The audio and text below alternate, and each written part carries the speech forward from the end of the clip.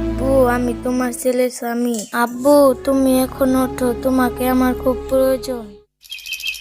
ভাই, এইটাই চাচার কবর। মারুফ, দেখ কবরের মধ্যে অনেক ময়লা হয়ে গেছে। তুই একটা কাজ কর, বাজারে যা, বাজারে যাইয়া গোলাপ জল লিয়াবি একটা, আর একটা বাগি নিয়াবি। কবরের ময়লাগুলো তো সাফ করে দিতে হবে। আর শোন, সামনের সপ্তাহে কিছু গরিব মিসকিন খাওয়াই দিব। আমি আবার দেশে থাকবো না তো, তাড়াতাড়ি আমাকে আবার যেতে হবে। আচ্ছা ভাই, তাড়াতাড়ি যাইতেছি।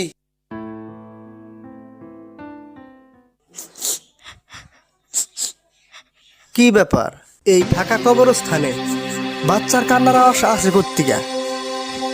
সামনে যাই তো দেখি।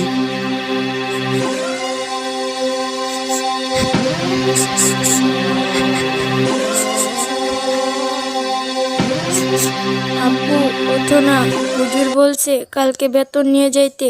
বেতন না নিয়ে গেলে বলছে তোমাকে নিয়ে যাইতে। তুমি যদি আমার সাথে না যাও তাহলে হুজুর আমাকে শাস্তি দিবে। আব্বু, তুমি কি জানো আমাদের ঘরের কারেন্ট কেটে দিয়েছে? আম্মুর কাছে কারেন্ট বিল দেওয়ার কোনো টাকা নাই।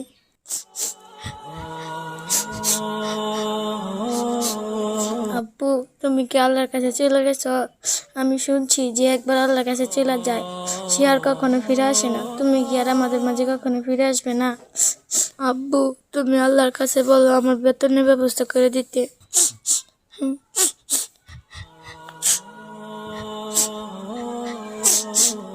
আব্বু, এই দেখো আমার টিফিন বাটি খালি। 2 দিন ধরে কিছু খাই না। তুমি আল্লাহ তাআলাকে বলো আমাদেরকে খাবার দিতে।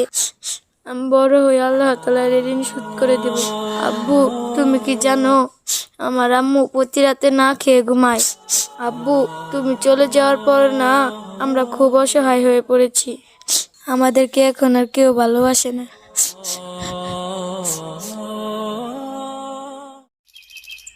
হ্যালো মারুফ, তোর কোনো কিছু আনতে হবে না, তুই এখনই চলে আয়। ওই জায়গার থেকে জরুরি একটা কাজ আমি এখানে পেয়ে গেছি, তাড়াতাড়ি চলে আয়। ভাই, এই চুপ চুপ চুপ চুপ। ওই দেখ।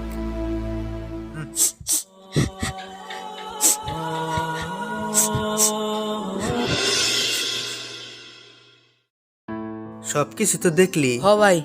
এই ছেলের ব্যাপারে খোঁজ খবর নি, কই থাকে কি করে। আর এখন বাড়িতে যায়া আমার মানি ব্যাগ থেকে এটিএম কার্ডটা নিয়ে ব্যাংকের থেকে টাকা তুলে আনবি। আরে শোন, এই ছেলেটাকে যে আমি সাহায্য করতেছি এই কথা যেন কেউ না জানতে পারে। আচ্ছা ভাই।